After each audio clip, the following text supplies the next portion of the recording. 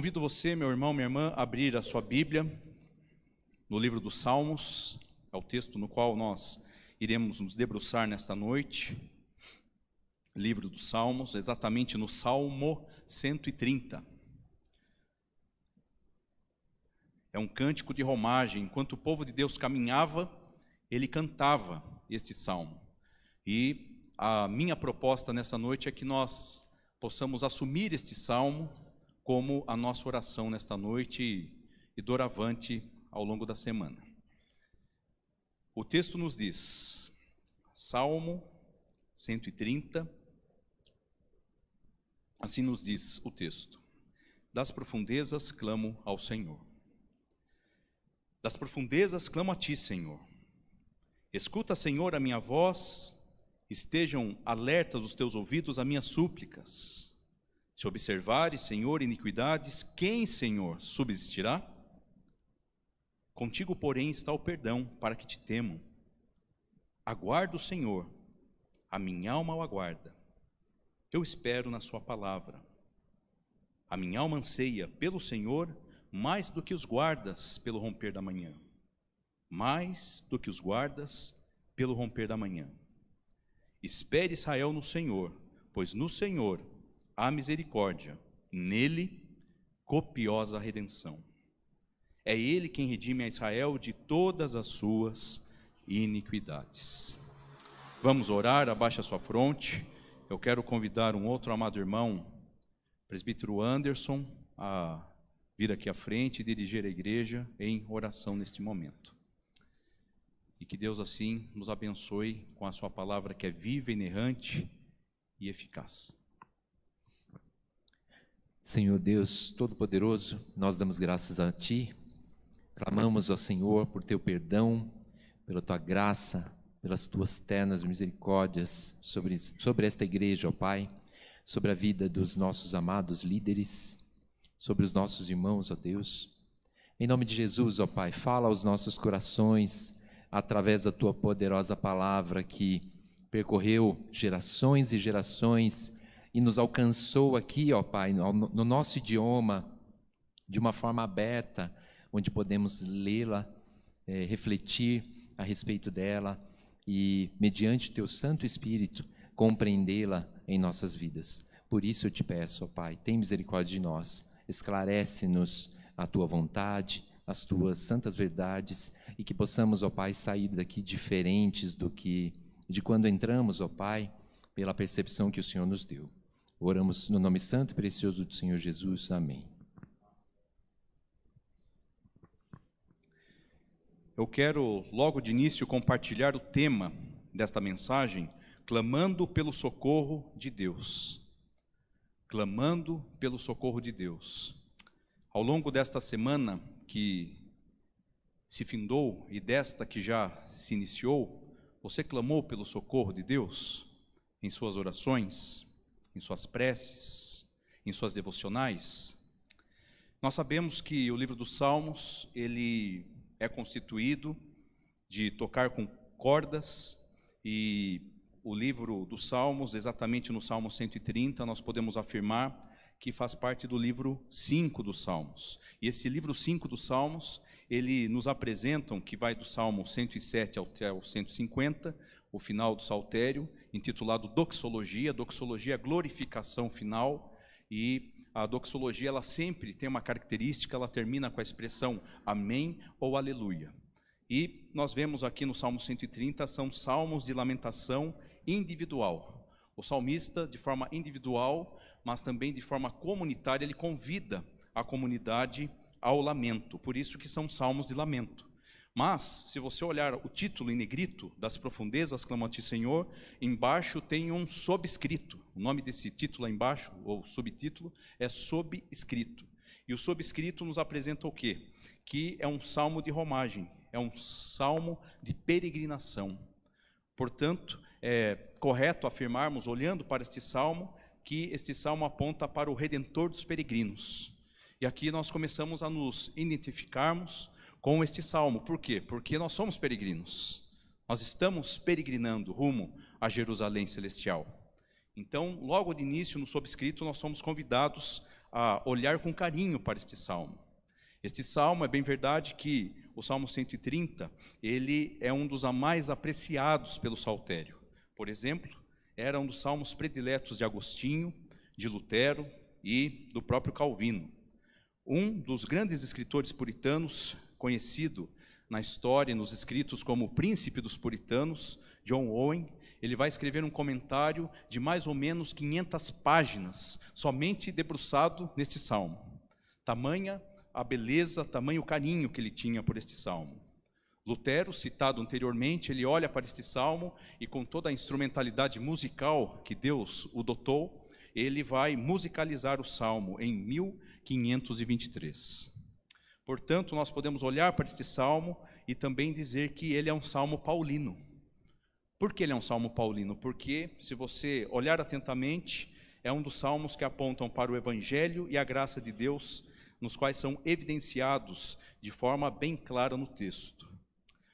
É interessante olharmos para este salmo também e pensarmos que ele faz parte da trilogia dos Cânticos dos Degraus.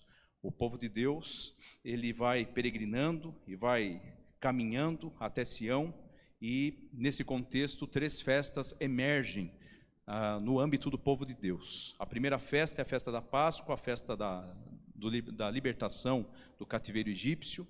A segunda festa nós podemos ver que é a festa das semanas ou Pentecostes, e a última festa é a festa dos tabernáculos. Portanto, trata-se do 6º dos 7 salmos penitenciais. Nós poderíamos citar os salmos penitenciais rapidinho aqui, sendo o 6, o 32, o 38, o 51, o 102, o 130, que acabamos de ler, e o 143. O que fica evidenciado neste salmo? A tragédia do salmo é aquilo que o presbítero Cláudio nos conduziu há pouco na liturgia. A tragédia do salmo é o pecado. O salmista está olhando para si e compreendendo que o pecado é o maior de todos os males. E daí o pecado, por sua vez, sendo este mal, vai privá-lo do bem. E nós sabemos, olhando para este salmo, afasta o homem da presença de Deus no tempo e na eternidade. Desta feita, Calvino, comentando este salmo, ele vai dizer com as seguintes palavras, abre aspas: quer o salmista, neste salmo, ore em seu próprio nome, quer represente toda a igreja, torna-se evidente que, achando-se esmagado pelas adversidades, ele suplica livramento com profundo ardor e sentimento. Eu acredito que, olhando para este salmo nesta noite, o salmista faz uma petição, ele clama veementemente dizendo: misericórdia, Senhor, misericórdia. E mais uma vez nós somos convidados a nos debruçarmos neste salmo e nos identificarmos com ele. Das profundezas, o salmista clama ao Senhor. Há uma ascensão constante em direção à certeza e, no fim, há um encorajamento para muitos que estão na esfera do desespero. Portanto, eu comento com vocês nessa noite, o que você e eu nós temos a ver com esse salmo? Porque este salmo, ele é de grande benefício ao cristão e à igreja contemporânea. Este salmo, por sua vez, ele ajuda-nos a expressarmos alegrias e tristezas. Também ele nos auxilia nos sucessos e nos fracassos, e por fim, nas esperanças e nos pesares. O Salmo 130 é, portanto, um clamor profundo que brota de um coração que crê no eterno. Nesta noite, clamando pelo socorro de Deus, quais seriam os elementos, vários elementos que nós poderíamos extrair deste salmo nessa noite? O primeiro elemento é um grito de socorro urgente. Versos 1 e 2, acompanhe comigo. Das profundezas, clamo a ti, Senhor. É interessante que, ao olharmos para esse texto, é uma referência ao mar.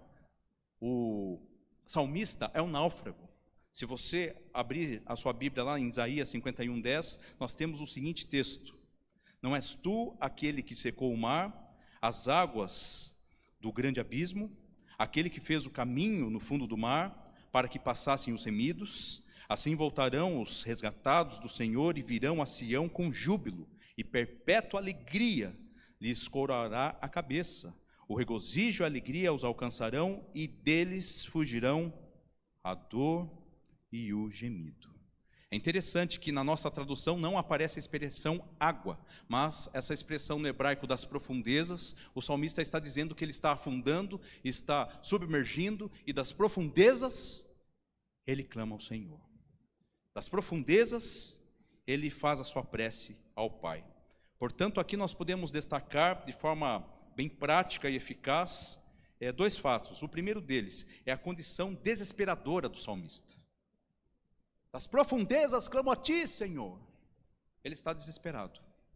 Mas também nós podemos destacar aqui que é uma oração urgente. O verso 2 nos diz: escuta, Senhor, a minha voz. E ele continua dizendo: estejam alertas os teus ouvidos às minhas súplicas. Então aqui nós podemos afirmar que com todas as letras, Senhor, com todas as letras maiúsculas, está apontando para o Deus da aliança.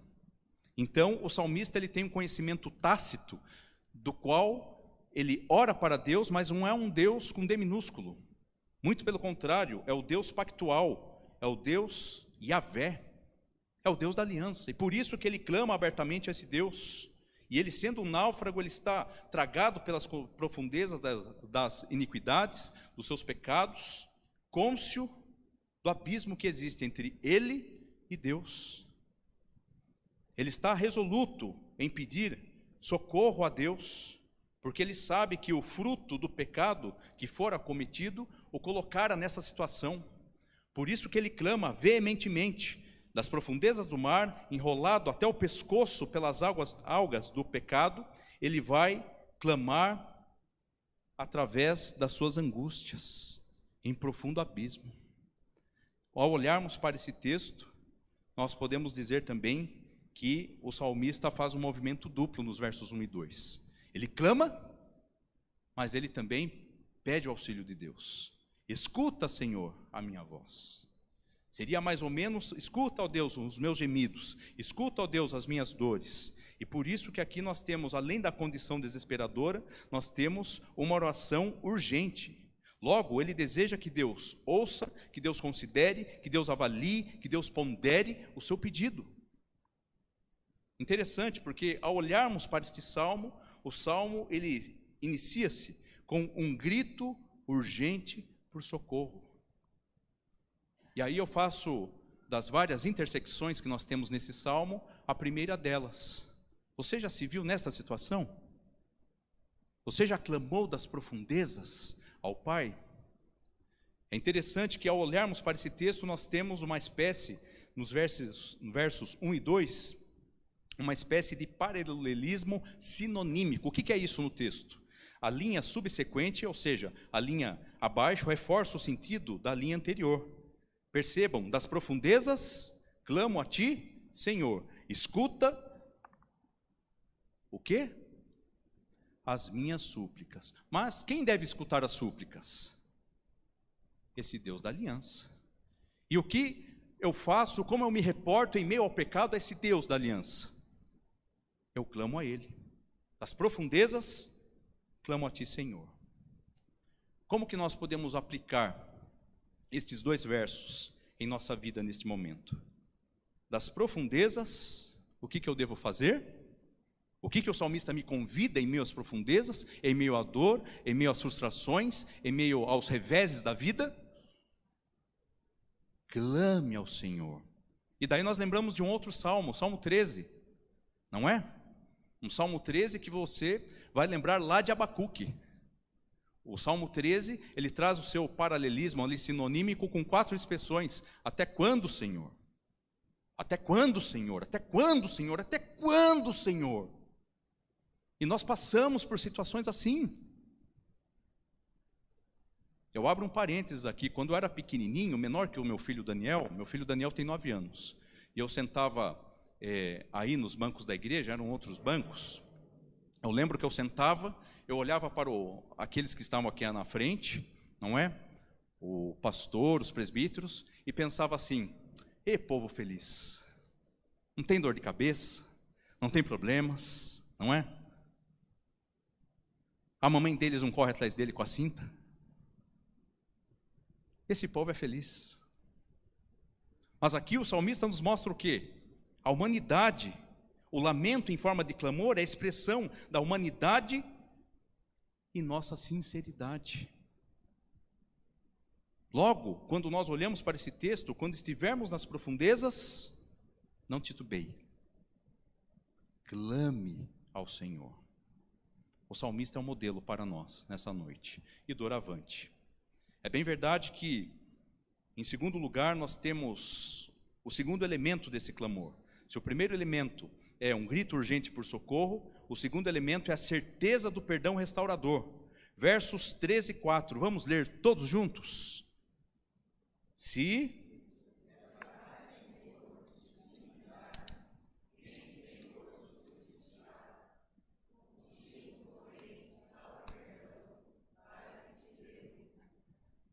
Aqui é importante nós destacarmos dois fatos factuais. O primeiro deles, a iniquidade é uma dívida impagável. É impagável.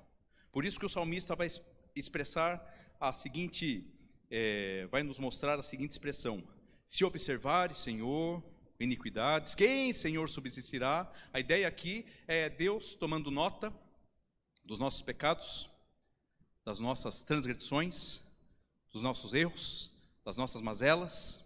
Então uma tradução próxima de nós seria: Senhor, se o Senhor tomasse nota dos meus pecados, aliás, se tomasse nota dos nossos pecados, Deus, não sobra um. É isso que o salmista está dizendo. A ideia aqui é fazer um registro das iniquidades. E a quem ele se reporta? Ao Supremo Juiz. E assim ele clama para pleitear a sua causa. Quem vai pleitear a causa do salmista? Este que é o Supremo Juiz. Este que, se tomar nota das iniquidades, ninguém vai subsistir. Portanto, tomar nota das iniquidades, dos pecados aqui, enche o salmista de desespero. Senhor, se o Senhor tomar nota, eu não existo. Porque eu não somente cometo pecados, eu sou um pecador ambulante. Se observares, Senhor, iniquidades, quem, Senhor, subsistirá? E aqui o salmista mostra todo o seu desespero. O pecado é uma dívida impagável, é um débito impagável. Eu sei, você deve estar pensando, mas eu acabei de pensar e acabamos de cantar, eu sei que foi pago um alto preço. Muito bem. Vamos comigo no próximo verso. Verso 4, contigo, porém...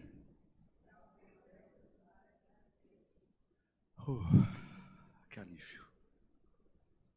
Eu não sei você, mas eu posso cantar, eu sei que foi pago um alto preço. E que preço foi pago? Se observares, Senhor, iniquidades, quem, Senhor, subsistirá? Contudo, porém, entretanto, contigo está o perdão. E o que o salmista nos mostra aqui nesse texto, amada igreja? Sendo o Senhor santo, não pode contemplar o mal, porque Ele é justo. Ele não pode fazer vistas grossas aos nossos pecados. Logo, por Ele ser reto juiz, não pode inocentar o pecado, porque Ele é culpado. Logo, esse pecador, ele está sentenciado. Nenhum homem pode comparecer ao tribunal de Deus fiado em suas próprias obras. E ao olharmos para esse texto, o perdão aqui, ele aponta para a remissão de pecados, que requer um sacrifício. E daí eu vou sendo retroalimentado pela saudável, bíblica e reformada liturgia dessa noite. Eu sei que foi pago um alto preço. Contigo, porém, está o perdão, para que te temam.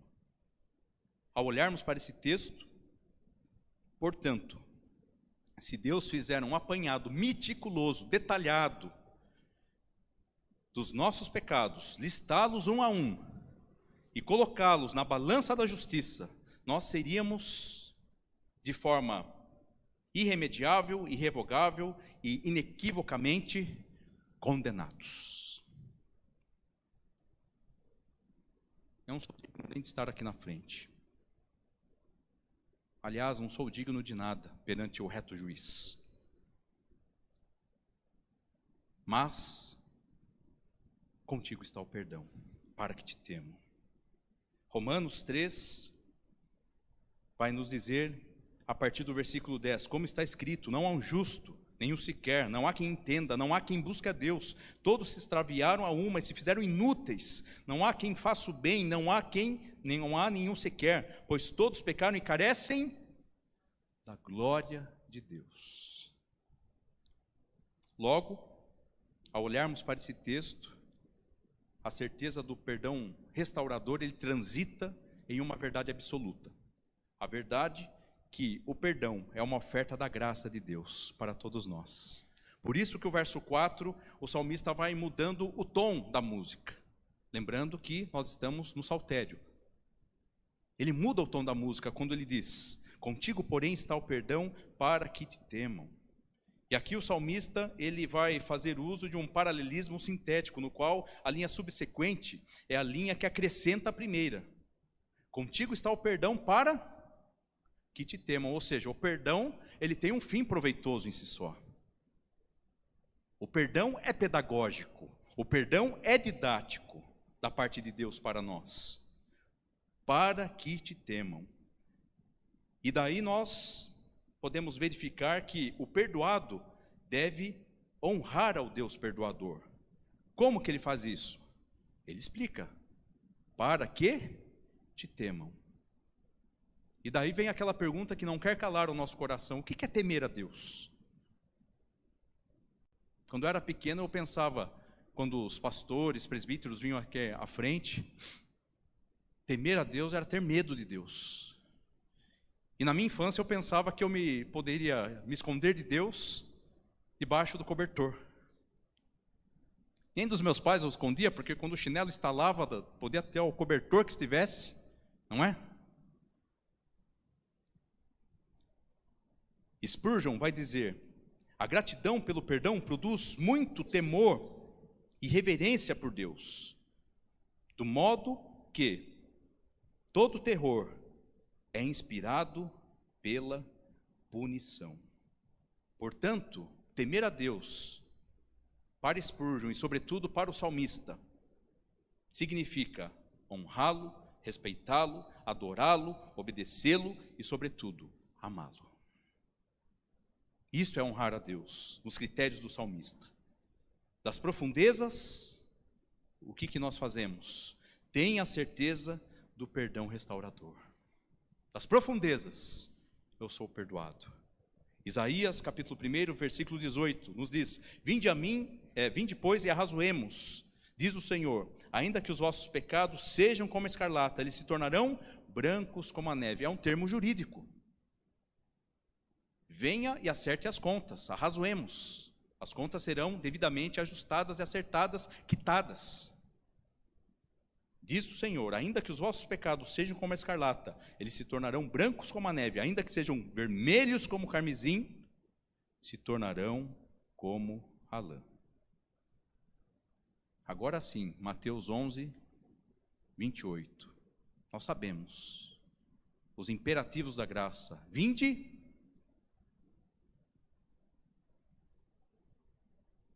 cansados e sobrecarregados, e eu vos aliviarei. Tomai sobre vós e aprendei de mim os três imperativos da graça: vinde, tomai e aprendei.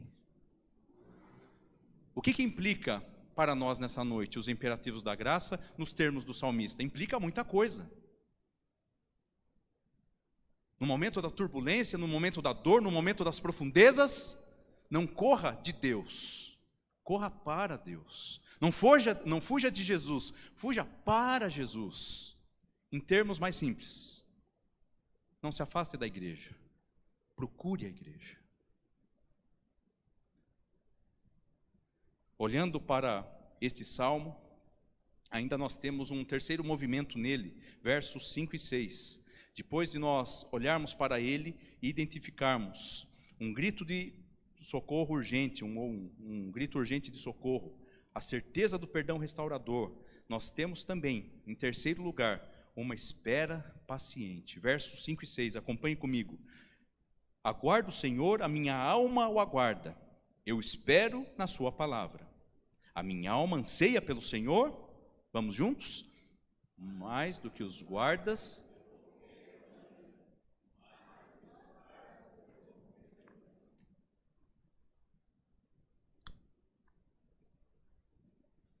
Aqui nós vemos o salmista mudar totalmente o tom da música.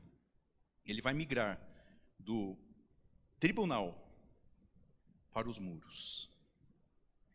Ele começa a compreender uma transformação que vem de dentro para fora. Quando o salmista, ele está na expectativa da esperança. E essa expectativa da esperança transita nos termos: aguardo o quê? O que ele aguarda? Uma manifestação, uma epifania? Ele aguarda que a política ao redor dele melhore? Ele aguarda a benevolência daqueles que são os seus algozes? O que ele aguarda? O que ele mais anseia? Aguardo o Senhor, a minha alma o aguarda. A espera aqui não é pelo perdão, porque ele já enfatizou isso nos versos anteriores. O perdão de ato. A espera aqui é para sair das profundezas, de fato e de verdade. Por isso que ele espera o tempo de Deus. E aí nós podemos reafirmar que o tempo de Deus, evidentemente, não é o nosso tempo. Porque nós sabemos, nós temos o Cronos, que é o nosso relógio, que vai correndo, e Deus tem o Kairos, que é o tempo oportuno. O salmista, cônscio disso, ele tem o senso da expectativa. Ele está fortemente enraizado pela repetição dessas frases, quando ele afirma: a minha alma anseia por ti, ó Deus. E ele faz uma metáfora. Qual que é a metáfora que ele faz? Mais do que os guardas, pelo romper da manhã. Portanto, a quem ele aguarda? De forma pontual, ele aguarda o Senhor. A minha alma o aguarda. Eu espero na sua palavra. Talvez seja diferente dos nossos pedidos muitas vezes. O salmista não espera por saúde, o salmista não espera por prosperidade, o salmista tampouco anseia por bens materiais, ouro e prata no contexto do Antigo Testamento. O salmista, ele anseia por Deus. O salmista compreende que Deus preenche todas as lacunas em sua vida. Ele anseia tão somente e tem sede tão somente de Deus. E ele acrescenta: eu espero na sua palavra. Por que ele coloca a expressão palavra aqui? A palavra de Deus é uma palavra fiel e digna de toda aceitação. E as promessas de Deus são verdadeiras. Salmo 63, verso 1. Ó Deus, tu és o Deus meu forte, és o meu Deus forte, eu te busco ansiosamente, a minha alma tem sede de ti, o meu corpo te almeja, como terra. Tem um professor meu, que foi do seminário, ele diz assim, sempre que a gente faz uma pergunta, eu sou assim também, eu vou... O que o salmista tem no coração dele? Qual que é a terra? Árida, exausta e sem água.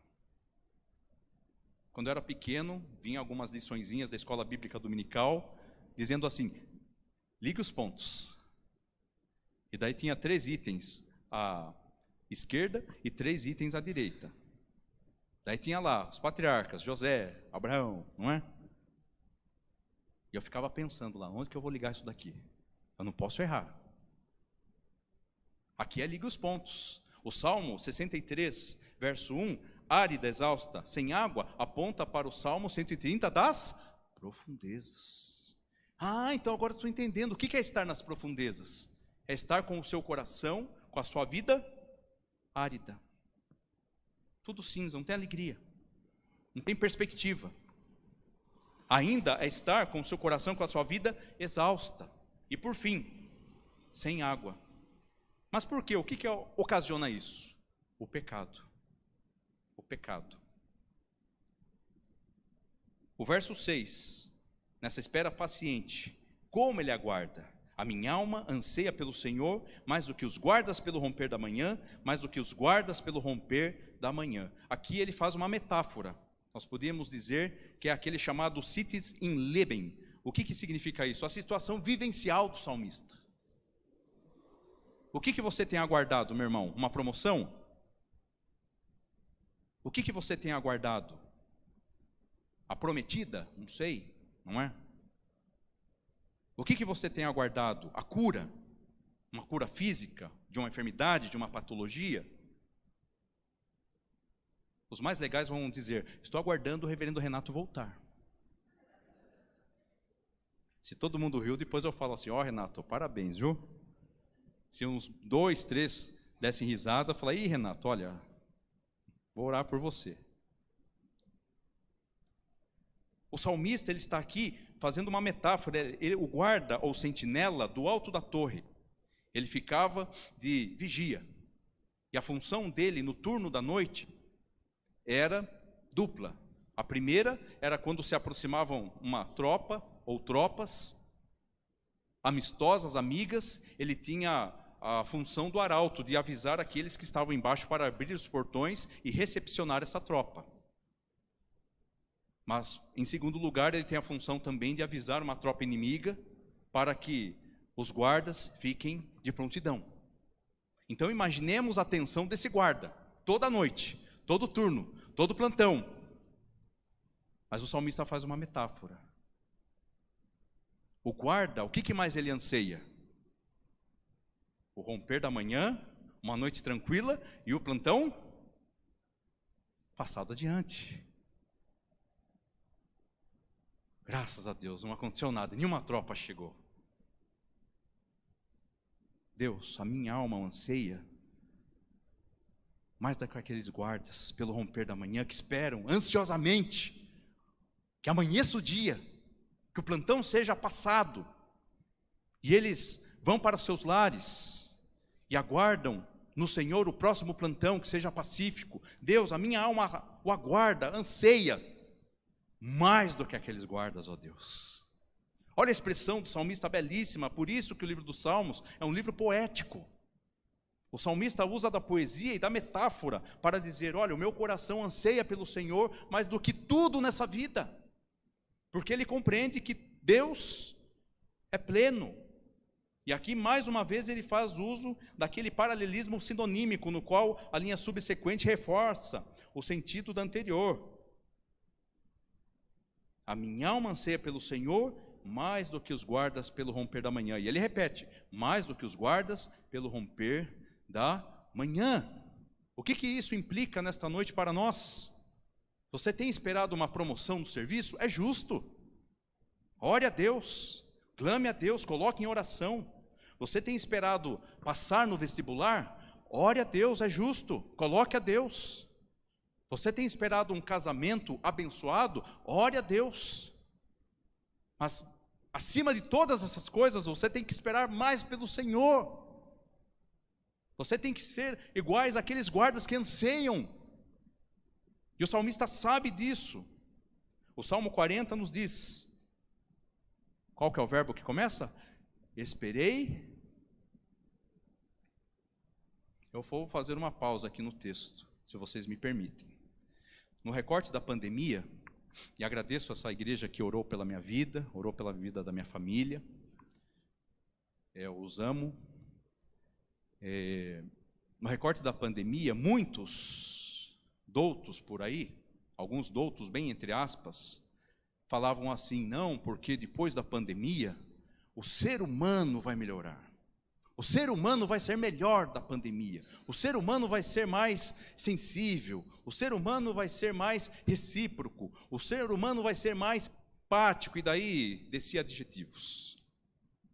Olha, essa tese cai, pelo menos no meu contexto, quando eu olho o trânsito lá na cidade de Sorocaba. Não sei aqui, né? Faz tempo que eu não transito por aqui.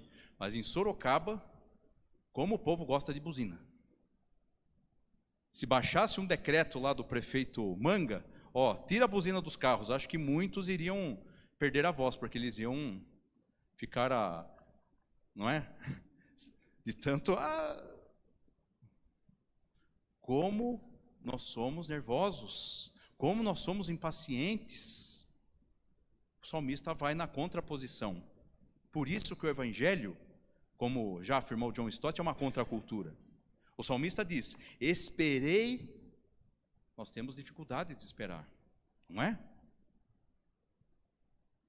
No meio da pandemia, eu precisei ir ao mercado comprar 2 caixinhas de leite.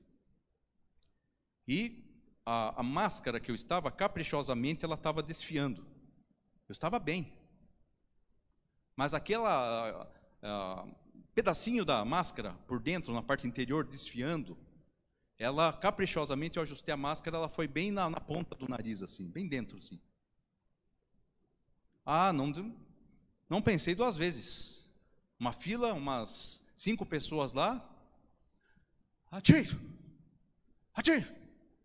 Aquilo irritou meu nariz de uma forma que o senhor que estava à frente, ele olhou assim para mim e disse: por gentileza, pode passar. E ali eu aprendi o quê? Olha, esse negócio de espirrar, a gente ganha lugares na fila. Mas eu não usei desse expediente. E quanto mais eu queria explicar para o homem: não, eu tô bem. Ele: não, pode passar. Ele estava com pressa, mas em meio a uma situação de perigo ali, quase que ele falou, né? Dependendo da fé dele, ele poderia falar: vá de retrum. O salmista é pedagógico, ele: esperei confiantemente, ele dá adjetivo à espera dele. Confiantemente pelo Senhor, esse texto é muito lindo.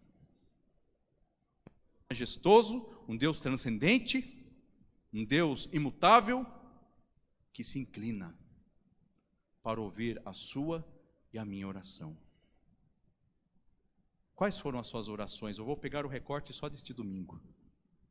Você agradeceu logo no início do dia pela vida? Porque tem gente que acorda assim, né? Tem alguns cristãos que acordam assim: oh Deus, mais um dia, hoje é de igreja, ai meu Deus, eu vou abrir a igreja, oh misericórdia. Não é? Na pandemia nos foi sabotado, melhor dizendo, algo corriqueiro, que é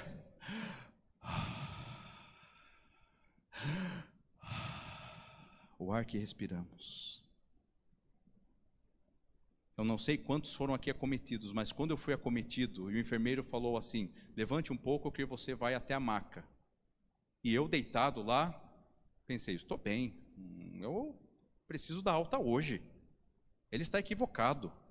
Daqui a pouco ele volta e ele fala assim: olha, nós estamos aqui em Sorocaba, você está sendo transferido para São Bernardo do Campo. Eu fiquei tranquilo, porque eu falei: olha, eu acredito que o senhor está equivocado, porque o meu colega ali, e era um outro senhor, nós pegamos amizade madrugada dentro, ele é de São Paulo, inclusive ele está aqui porque ele estava na casa da namorada, vai casar-se com ela e vai voltar para São Paulo. Eu acredito que ele que vai ser transferido. E fiquei tranquilo. Para aqueles mais antigos vão lembrar daquela canção Calmo, Sereno e Tranquilo, não é? Hoje eu canto Calvo, Sereno e Tranquilo. E estou anotando quem está rindo. Na época que o Cláudio citou, eu cantava Calmo, Sereno e Tranquilo. Hoje eu canto Calvo, Sereno e Tranquilo. O enfermeiro sai, ele volta com a doutora e diz: não, quem que é Jefferson Luzbona? É você mesmo. Aí deu desespero. Aí, cadê meu celular? Cadê minha esposa? Algo está errado. Por que eu digo isso? Aqui é uma espera paciente. Há um Deus que se inclina, ao Deus da aliança, ao Deus dos patriarcas, de Abraão, de Isaac, de Jacó. O salmista sabe ao Deus ao qual ele está se reportando. E ele tem uma convicção: ele se inclina e me ouviu quando clamei por socorro.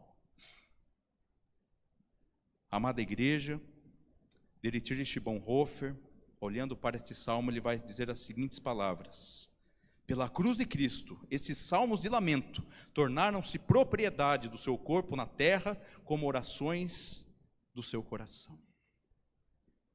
Nós conhecemos a história de Dietrich Bonhoeffer. Ele morreu professando a sua fé em Cristo Jesus. Ele pagou com a própria vida, mas não abriu mão da sua fé. Eu quero caminhar para o final do texto, versos 7 e 8, quando dizem: Espere Israel no Senhor, pois no Senhor há misericórdia, nele copiosa redenção. É ele quem redime Israel de todas as suas iniquidades. Por fim, nós temos uma verdade consoladora. Qual que é a verdade consoladora? Aqui, o salmista já lapidado por Deus, maduro, experiente, ele vai experimentar do perdão divino. E o salmista, ele apela a Israel para que deposite a sua confiança nesse Senhor ao qual ele clamou das profundezas, nesse Senhor ao qual ele se reportou, dizendo: escuta a minha voz, nesse Senhor ao qual ele sabe que se fossem observadas as suas iniquidades, ele seria tragado. Agora ele convida a Israel, e aqui nós temos uma outra mudança de tom, que o salmista passa do clamor individual e ele convida a comunidade a cantar a mesma canção que ele. Espere Israel no Senhor, pois no Senhor há misericórdia, nele copiosa redenção. Nós poderíamos traduzir essa expressão como generosa salvação. E aqui o salmo, ele torna-se paulino. Os pensamentos do salmista voltam-se para os outros que precisam partilhar da mesma confiança. O salmista, portanto, à vista da bondade abundante através da redenção do Senhor, ele pode afirmar categoricamente que Deus remirá Israel de todas as suas iniquidades. Seria mais ou menos o salmista dizer com as seguintes palavras: olha, se Deus foi bondoso, misericordioso, gracioso comigo, ele há de ser com Israel. Seria a mesma questão de você dizer a quem está com você na caminhada de fé: olha, se Deus foi misericordioso comigo, ele há de ser misericordioso com você. Se Deus foi misericordioso através da cruz de Cristo com tantos personagens bíblicos, ele há de ser conosco. O salmista nos ensina a quem esperar, quem deve esperar. Espere Israel. O salmista perdoado, agora ele é um pregador.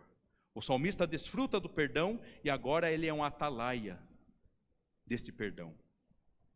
Uma testemunha viva a exortar a nação de Israel a também esperar no Senhor. Em outras palavras, nós podemos afirmar que aqueles que foram alcançados pela graça devem ser instrumentos nas mãos de Deus e proclamadores desta graça. Que maravilhoso esse evangelho. O mesmo evangelho que me deixa lá embaixo, através dos meus pecados, dos meus delitos, dos meus erros, das minhas mazelas, é o mesmo evangelho que, através da cruz de Cristo, me resgata das trevas para a maravilhosa luz. Por isso que o salmista diz: por que ele deve esperar? Pois no Senhor há misericórdia, no Senhor há perdão. Na minha caminhada no pastorado, a primeira igreja que eu assumi como pastor, não era para falar isso, né? Depois a minha esposa me corrige. Uma das igrejas que eu passei, uma irmãzinha chegou lá, ela preparava o café e do momento ao qual eu fui eleito pastor até o início do meu mandato, ou tiveram ali alguns desencontros, então eu cheguei com a minha esposa e falei para essa irmã, por gentileza, a irmã pode preparar o cafezinho, que eu e a minha esposa, nós vamos ali na padaria comprar um pãozinho. E antes que eu terminasse a frase, a irmã, pastor, falei, o que aconteceu, irmã? Aqui virou um pé de guerra. Falei, o que aconteceu, minha irmã? Ninguém vai lá no fundo, não. Cafezinho, pastor? O pastor está em outro mundo. Aqui não tem cafezinho, não. Aqui tem gente brava. E o pessoal bravo chegava para o pastor e falava: pastor, não sei de onde o senhor está vindo, como está vindo, mas aqui é nós. E era uma forma desse pessoal falar assim: aqui nós que mandamos.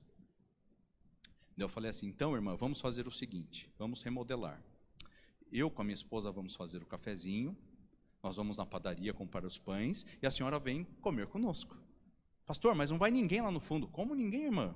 Eu, minha esposa e a senhora. Só somos 3. O que a Bíblia diz? Onde estiverem, fechou a conta. Daí a mulher teve que concordar comigo. Então assim sim, pastor. E fomos lá. Daniel estava só no projeto do Senhor. Aprove o Senhor que quando estavam saindo daquela igreja, eu tive o privilégio de, enquanto pastor da igreja, passar as chaves, literalmente num cerimonial ali da igreja, para o pastor que iria me suceder. A mesma irmã me procurou, falou: pastor, primeira vez que eu vejo uma transição tranquila na igreja.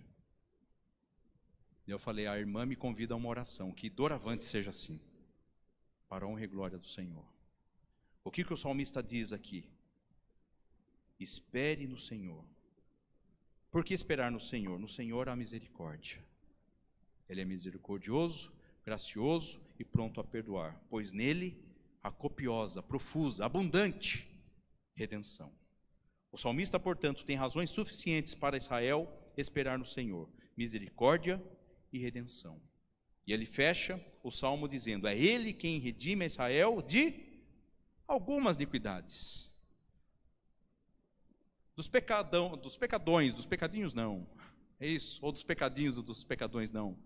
Como que o salmista coloca? É ele quem redime a Israel de todas as suas iniquidades.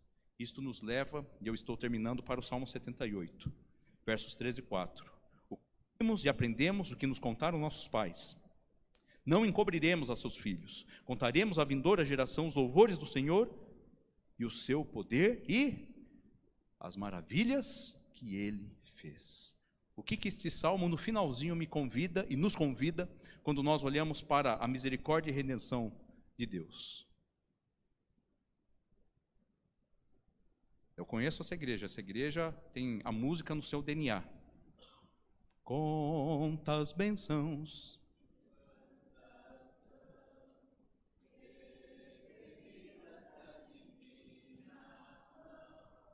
Vem dizê-las.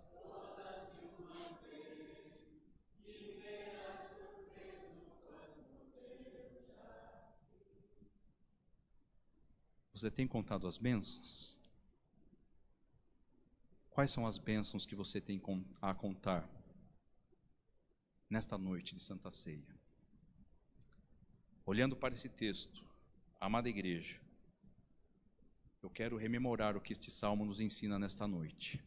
Este salmo nos ensina a clamar por socorro. E quando nós olhamos para este salmo, quais são os elementos desse clamor? Em primeiro lugar, um grito urgente por socorro. Está doendo, está machucando, está ferindo, está sangrando. Procure ajuda. Essa igreja, eu me recordo, uma época, um recorte dela, nós tivemos aqui na mocidade os pais da fé.